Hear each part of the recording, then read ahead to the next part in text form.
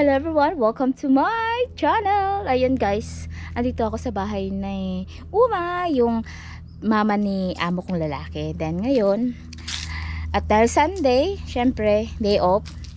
So, mag-explore ako sa lugar niya. Titingnan ko kung anong meron dito sa lugar na to. Kaya guys, keep on watching!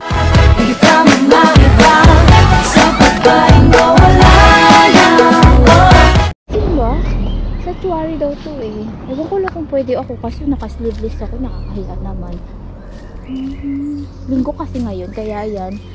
Ano na to, Mama Mary yata to nandito. Hindi ko pa to napuntahan. Tapos ito sabi ng amo ko, pa pwede kang pumasok dito. Tapos ayun na. Ano nakaka-miss guys. Nasa ilalim siya. Tapos dito siya, may simbahan. Dito.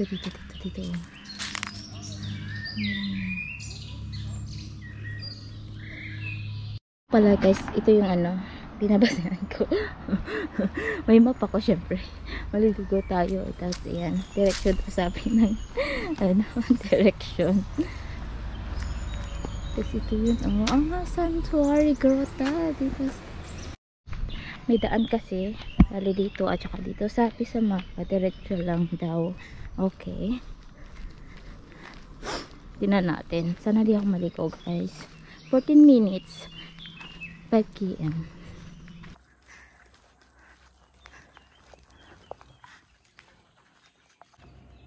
Ganda guys. Uy, parang dead end naman. Uy. Parang hindi yata pwede pumasok. Check natin. Kasi may gate.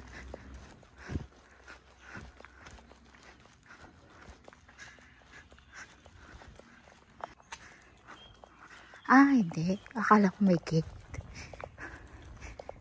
Meron pa ng lusutan.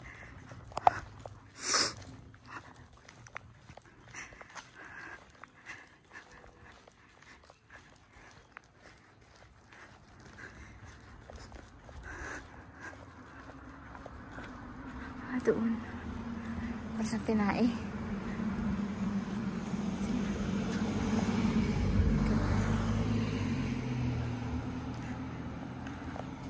Paikot. Papunta doon. Yun natin.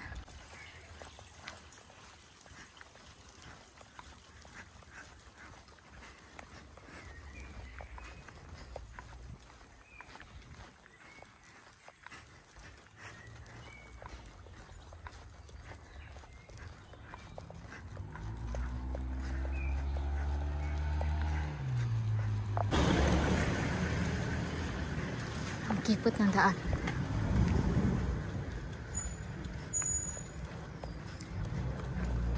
Hindi ko alam saan ako dadaan. Kaliwa kanan.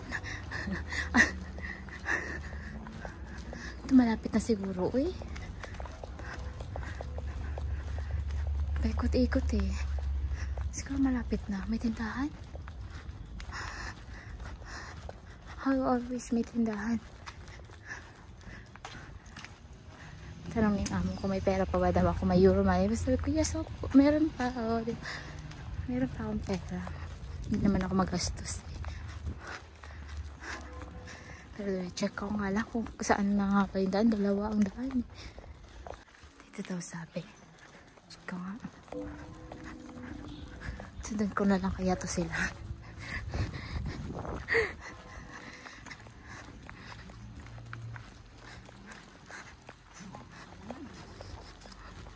One PM pa. Medyo malayo-layo pa. Pero pwede na. Pwede na. 2 hours. Mag 2 hours na ako naglalakad. Ha! Yung 40 minutes. Ha! Ha ha ha.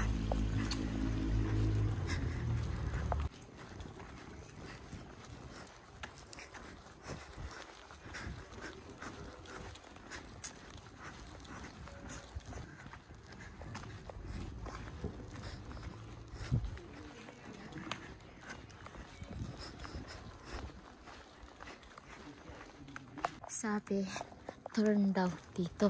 In 500 meters, turn right onto Via Soto Mora di Sant'Alessandro. Tama ba kayo? Turn right, right. From there to here. Check ko nga ulit. Ayun guys, dito na ako dadaan. Kususod na ko yung mapa. Ang layo. Ito, shortcut. Dito na to. Sun Beach Alley. Yan.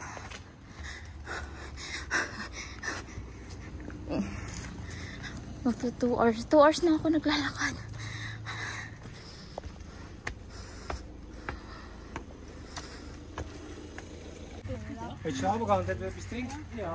Tama nga.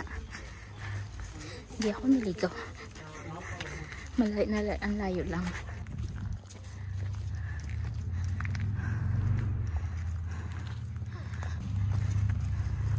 San Vigilio Castle, locally known as Castello di San Vigilio, lies in the city of Bergamo, in the Bergamo province in the Lombardy region in Italy. The first fortification upon this almost 500 meters high hill is thought to have been a Roman watchtower. The first mention of a fortification here dates from the 6th century. During the next centuries, a small chapel was built in the vicinity of the castle, and the castle was thus called Castello della Cappella, Castle of the Chapel. The city of Bergamo, situated on an adjacent hill, ordered a new castle to be built to replace the old one. In the second part of that century, the Venetians constructed the Bergamo city walls. San Vigilio Castle, situated on a hill next to the old city, was changed considerably because of this. Also, barracks and the castellan's residence were erected in the castle. That the castle remained a strategic stronghold by the fact that in 1797, after the disintegration of the Venetian Republic, the French troops of the Cisalpine Republic first settled here when they took over the city. In the first part of the 19th century, the Austrian Empire took over and dismantled the castle.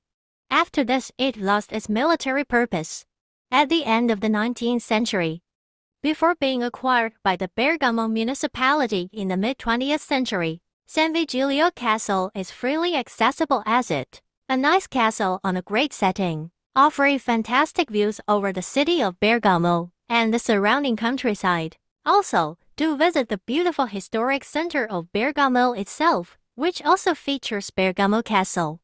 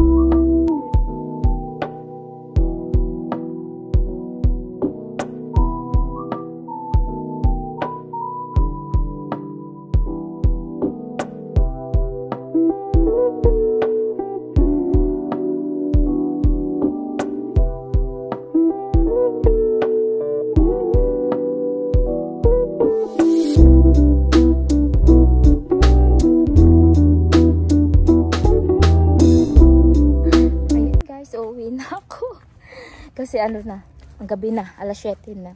Kaya guys, thank you for watching. See you on my next adventure. Bye!